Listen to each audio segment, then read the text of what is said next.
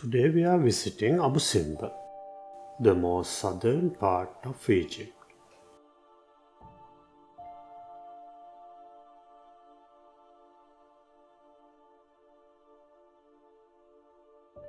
Abu Simbel is a historic site comprising two massive rock-cut temples in the village of Abu Simbel, Aswan Governorate, Upper Egypt,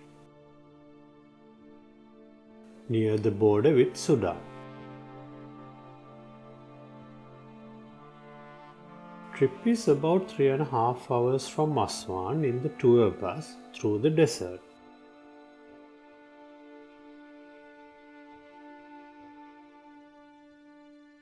Blowing sand is a common sight, reducing the visibility in desert roads.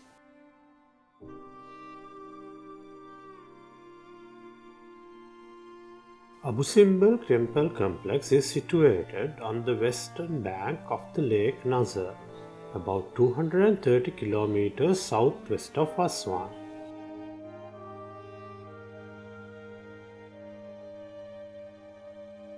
The twin temples were originally carved out of the mountainside in the 13th century BC during the 19th dynasty reign of the pharaoh Ramesses II.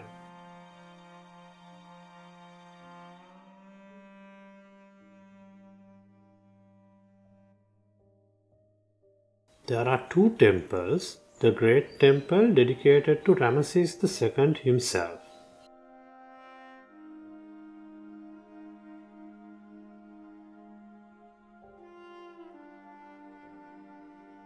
Huge rock of relief figures of Ramesses II have become iconic.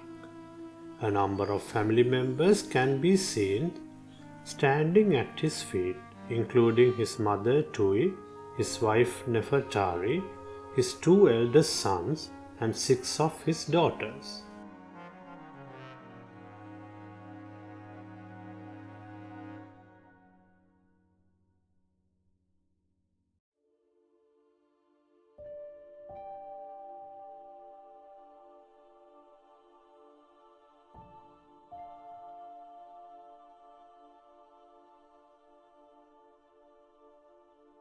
Sculptures inside the Great Temple commemorate Ramesses II's heroic leadership at the Battle of Kadesh. During his reign, Ramesses II embarked on an extensive building program throughout Egypt and Nubia, which Egypt controlled. Nubia was very important to Egyptians because it was a source of gold and many other precious trade goods. He therefore built several grand temples there in order to impress upon the Nubians Egypt's might and Egyptianize the people of Nubia. The complex was relocated in its entirety in 1968 to higher ground to avoid it being submerged by Lake Nasser, the Aswan Dam reservoir. As part of international campaign to save the monuments of Nubia, an artificial hill was made from domed structure to house the Abu Simbel temples.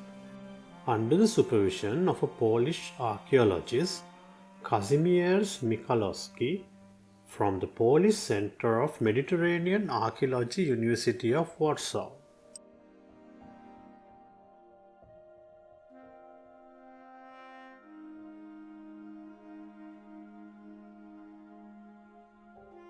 It is believed that the axis of the temple was positioned by the ancient Egyptian architects in such a way that on October 22nd and February 22nd, the rays of the sun would penetrate the sanctuary and illuminate the sculptures on the back wall, except the statue of Ptah, a god connected with the realm of dead, who always remained in the dark.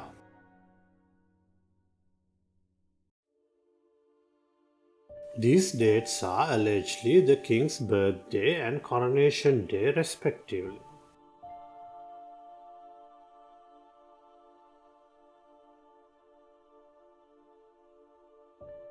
The Temple of Hathor and Nefertari, also known as the Small Temple, was built about 100 meters northeast of the Temple of Ramesses II and was dedicated to the goddess Hathor and Ramesses II's chief consort Nefertari. This was in fact the second time in ancient Egyptian history that a temple was dedicated to a queen. The first time Akhenaten dedicated the temple to his great royal wife Nefertiti. The rock-cut facade is decorated with two groups of colossi that are separated by the large gateway. The statues, slightly more than 10 meters, are of king and his queen. On either side of the portal are two statues of the king wearing the white crown of Upper Egypt and the double crown. These are flanked by statues of the queen. Remarkably, this is one of very few instances in Egyptian art where the statues of the king and his consort have equal size.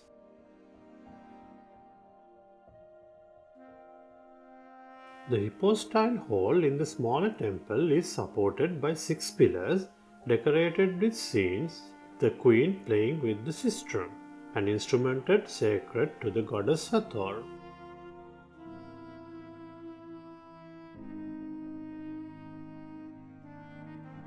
The capitals of the pillars bear the face of the goddess Hathor.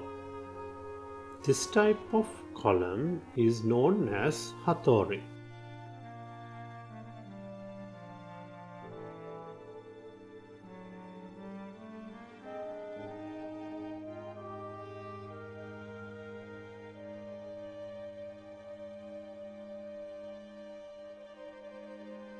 Coming back through the desert, it is amazing to see Egyptians cultivate crops in the desert using artificial irrigation systems, taking water from the Nile River.